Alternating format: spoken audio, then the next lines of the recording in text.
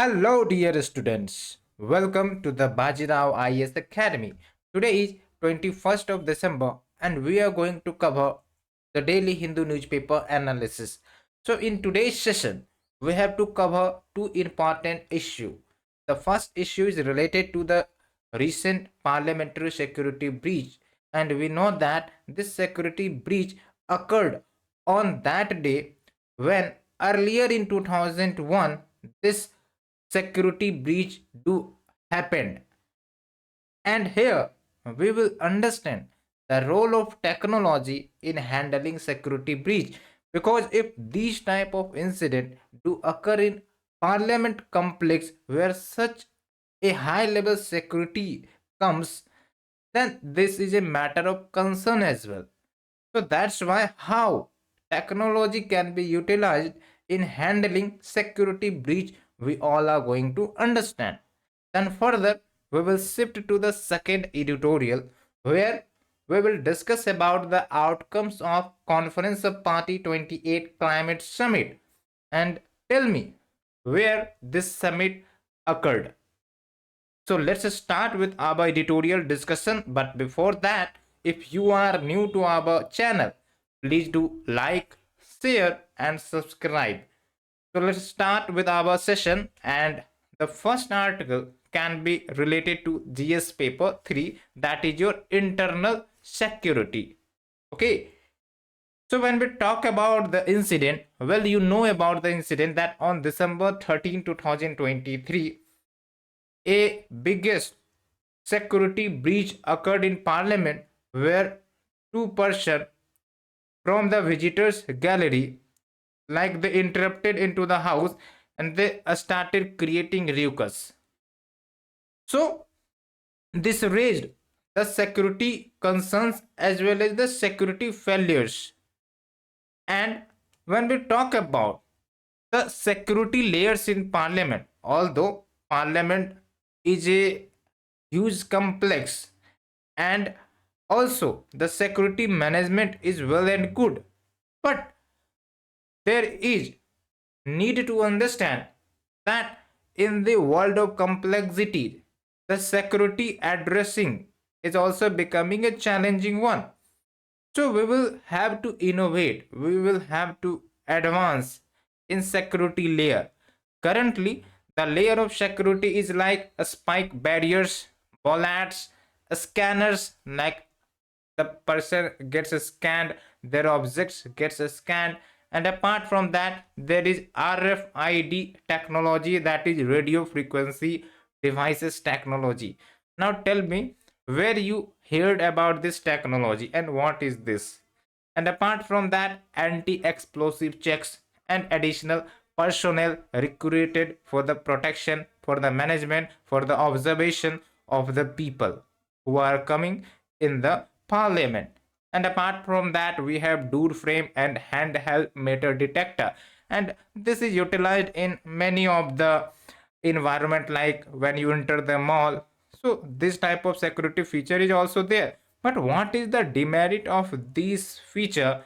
That they are not able to tackle or track the plastic or rubber products, and this issue led to the analyzing of the culprits, that we can take this type of products and we can, like, create requests there. So this security breach needs to be deliberated, discussed in more elaborative way. Apart from that, we do have a standard operating procedure. And remember, when we talk about a standard operating procedure, so there will be definite procedure for the security management, like when a person will enter the complex, then there will be first layer of security, then there will be the second layer of security, all will be written and implemented. But what is the problem regarding SOP? That if there is like a unexpected issue or unexpected security breach comes, so maybe this standard operating procedure will not be able to tackle that, because this is not adaptable to the unexpected challenge. So that is the another issue which needs to be understood. But here, with the rise in complexities of security management, how we can tackle this challenge? Yes, you are right. The use of technology, because every time human will not be able to perform best security management because of the coming up of the complexity. So the role of technology becomes very important. Hence, there is a need to innovate in the field of technology so that we can have a better track on these type of breach. Just say, for example, we have given some technological development like a backscatter scanner can detect substances such as plastic, and thus it is being used in airport. So it is being used in airport, but when it comes to the parliament complex, it is not getting used. So it can be utilized here as well. And apart from that, in the US and Europe, there is the use of millimeter wave scanner. So this gives you like precise assessment of the product devices so that we can track and we can like control this type of incident. And apart from that, when we talk about Delhi airport, so Delhi airport will be sooner getting to use the full body scanner and CTX machine. So these are the technology, and this technology needs to be utilized in the parliament complex as well. But tell me, who is responsible for implementing the technology? And apart from that, whose responsibility is the security of the parliament? Who is responsible? So basically, when we talk about parliamentary security, so it is getting implemented by joint secretary, a post that is vacant at present. Okay, and apart from that, there are certain other posts of CRPF and CISF that are engaged for the security of the parliament is also vacant. So these type of issues should not be there, because the parliament is very important location where legislatures sit, discuss, deliberate. So that's why we call it as a temple of democracy. So let's say if the joint secretary is not present or their position is vacant, so who takes their role? So their role is taken by director security that directs the security operation. But overall, the management of the security related to implementation of technology, implementation of any project regarding the security concern, so these all are handled by Ministry of Home Affairs. Okay, because the responsibility of home affairs is to balance the law and order, and apart from that, handling the internal security challenge. So that's why overall dependence is on Ministry of Home Affairs for technology upgradation. Hence, there is a greater responsibility on this ministry to introduce the latest technology, and for that there is a need of debate and discussions among the experts, among the technological experts, among the parliamentarians, so that these type of concerns should be addressed. And apart from that, we hadn't took lessons from the previous deadly attack which occurred in parliament in 2001. That's why, despite on that day we faced another security breach. Okay, so that's why we can also see that some of the opposition members wanted answers from the Union Home Minister, but Union Home Minister declined to answer and said that once the report comes, he will answer. So further, this lead to another incident like mimicry issue and suspension of MP, but we are not getting into that. But the main point is the technology and its role needs to be utilized here as well. And tell me, this is like a sideline topic. Let's say on that the Prime Minister was not there. If let's say Prime Minister was there that time, so what may be that scenario? So you know that for the Prime Minister we have the special protection group that protects the Prime Minister specifically. So in that scenario, this special protection group may have followed its drill, and there can be the chances that each security group may have killed that accused person as well, for the protection of prime minister. Okay, so when we talk about what should be the recommendations for the improvement, so there is a suggestion like just form a committee of 5 MP from across the party, having the security experts and get their suggestion and implement their suggestion as soon as possible.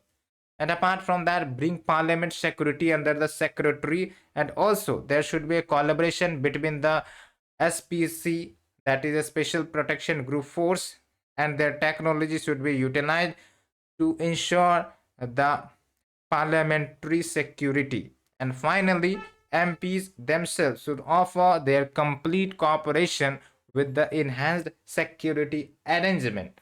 So these suggestions has been given, and we know that this type of incident gives us a grim reminder that more or less we are lacking in terms of security providing scenario even in the parliament as well. That's why this type of incident had occurred.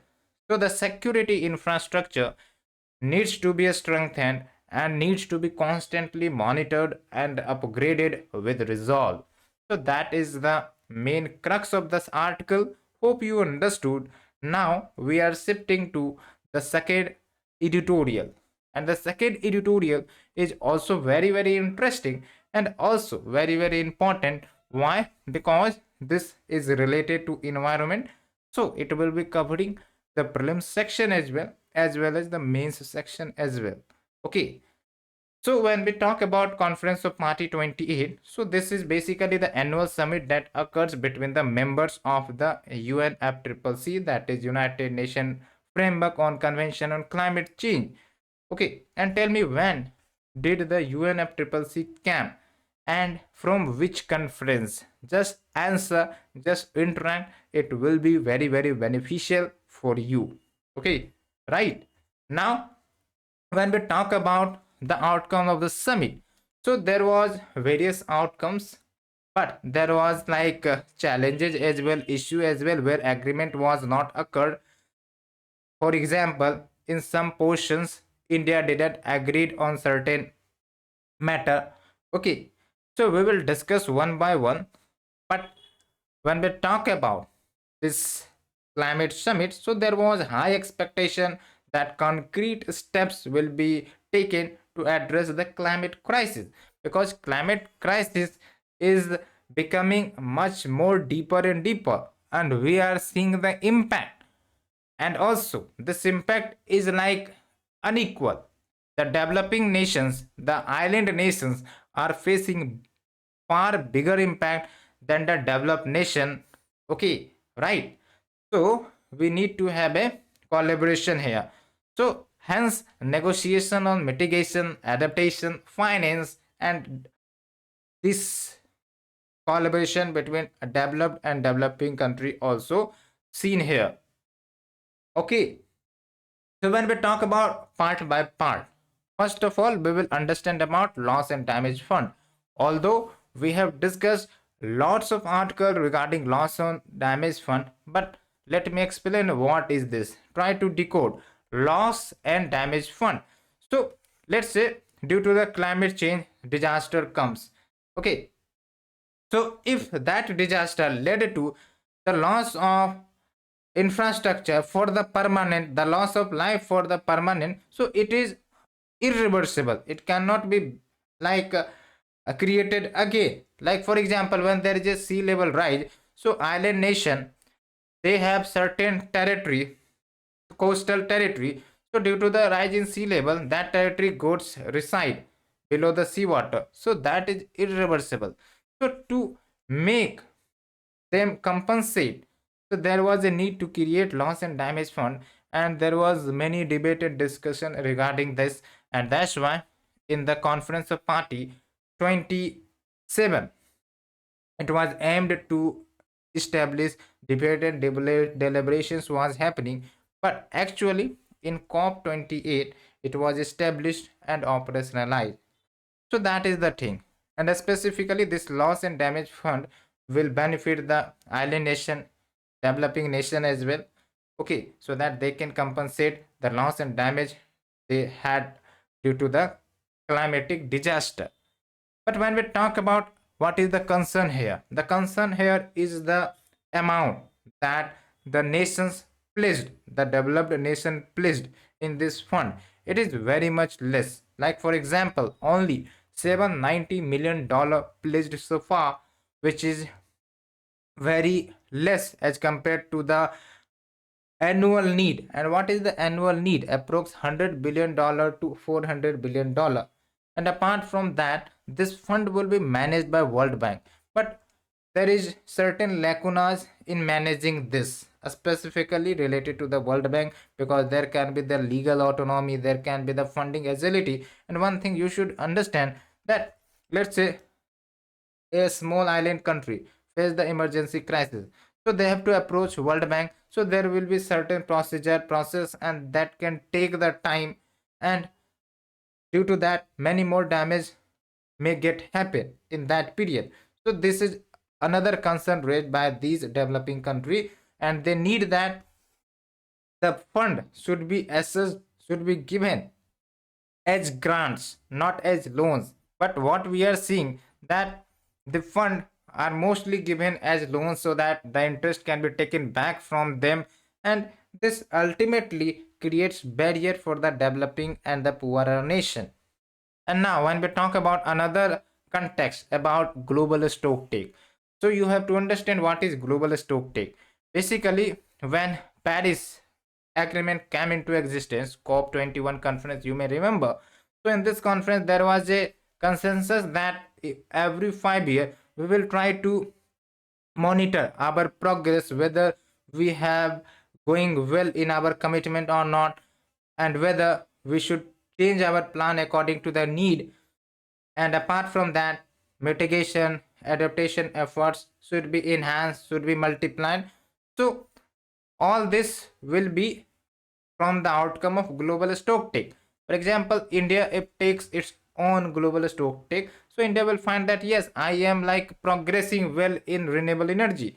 So there is a no need to aggressively pushing it, because we are on the track. However, a country, when they are not fulfilling their commitment, so in the global stock take, they have to make much more stronger commitment. So that is the global stock take. Hope you understood. And first global stock take to assess progress towards Paris climate agreement occurred here. Okay, and here there was declaration to transition away from fossil fuel, and also tripling renewable energy capacity by 2030. Okay, so this were the suggestion. But here, when we talk about declaration to transition away from fossil fuel, you need to understand, when we talk about transition away from fossil fuel, that means you have to phase down the coal. But India and other like-minded country have issue in transiting. What is the issue? Like India and China, they are very much dependent on coal for their energy security. So if India will start phase down the coal, so that can challenge the energy security as well. Okay, so that's why India was not agreed on this issue. However, India are like promoting their renewable energy at a faster pace. Okay, and there was reference to transitional fuels as well.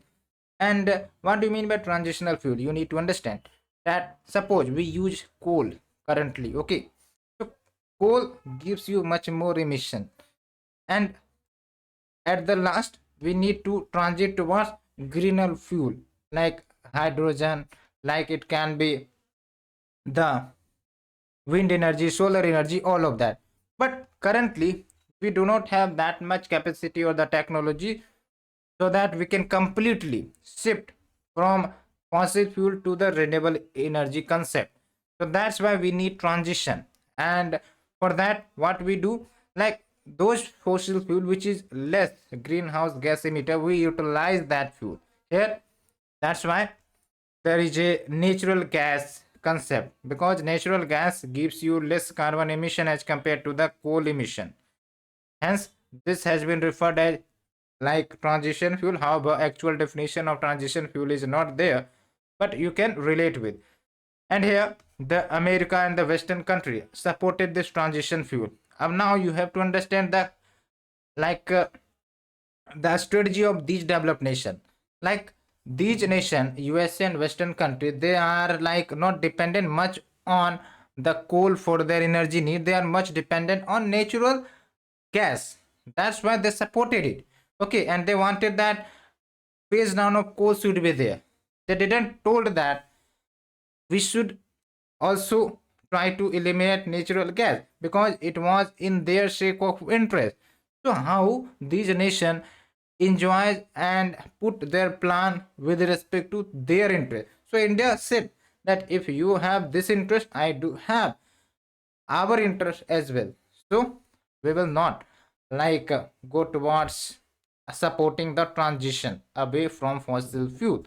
So that was the context. And there is another issue regarding green finance, where the developed countries responsibility for climate finance. Now you are seeing here that in most of the discussion we see that developed country have the responsibility to finance. But why? It's a simple logic that historically these nations was responsible for global greenhouse gas emission, and that's why the world is facing the crisis of climate change.